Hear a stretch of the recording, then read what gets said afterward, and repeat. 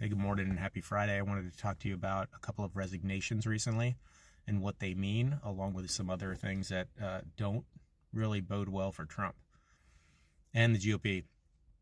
So, this gentleman, Admiral Holsey, who's in charge of U.S. Southern Command, he stepped down after a year.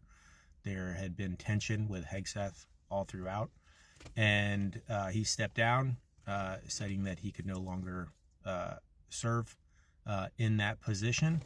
And so there are some who are saying, well, why is only one guy stepping down, and why isn't everybody stepping down?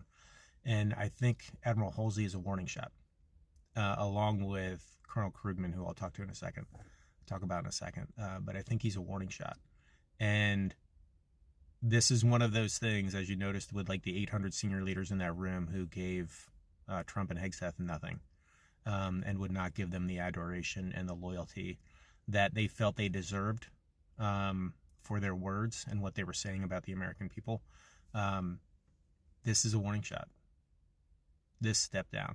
And you're not going to see mass resignations and a mass exodus of leaders who will step away from the job. Because if you get down to the bare bones and the MAGA and the loyalists and the fascists, and there are a couple inside the military, if you get down to them, there's no one to say no. And so all of these men and women are holding the line. So they are there to say no. And Holsey is a warning shot. And I think some of this has to do with potentially Venezuela and the ships that they've been targeting, that really there has been no backing that they're actually carrying drugs. But I don't know, that's speculation. And now you're going to have somebody else step into that position, and that person is going to hold the line. And so it might get a little saucy with people resigning or people being fired. But every time that happens, remember, that is another person who's holding the line. And the ones who stay, it doesn't mean that they're just doing whatever he wants, whatever they want. It doesn't. It means they're going to be there to say no when the unlawful order comes down. And that's up and down through the command. And Trump and Hegseth do not have more respect than these people that they have served with for 30 years. Right? In battle.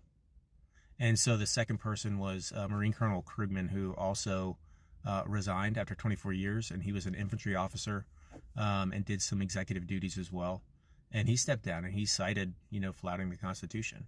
And that's a Marine. That's a Marine infantry guy. Every Marine is an infantry guy, just so you know. But, yeah. So that sends a message, not only to Trump and Hegseth, but a reminder to his men and women, brothers and sisters that he commands that are side by side with him inside the service. And that sends a message to hold the line. Hold the fucking line. And that is what happened. That's what's happening. And so when you see these things happening, like, well, and now he owns the military, now nobody else will stand up. That's not how it works. It's not how it works. If he owned them, they would be in every city. He wouldn't worry about the National Guard. He'd just be sending them in there. And he'd be sending them to arrest political enemies with the military. And please understand that. So these men and women are not going to sacrifice the country for him. And just leave their jobs. But they're going to hold the line. And they're going to say no when they need to. And, oh, by the way, they're gonna have a shit ton of documentation and information regarding what is happening inside the military, especially with, some of these things with, like I said, Venezuela, and AKA drug boats that may have just been fishermen. That stuff is coming back around to bite. So be aware of that. It's just like in the FBI, Kash Patel, a criminal, walked into a house of cops.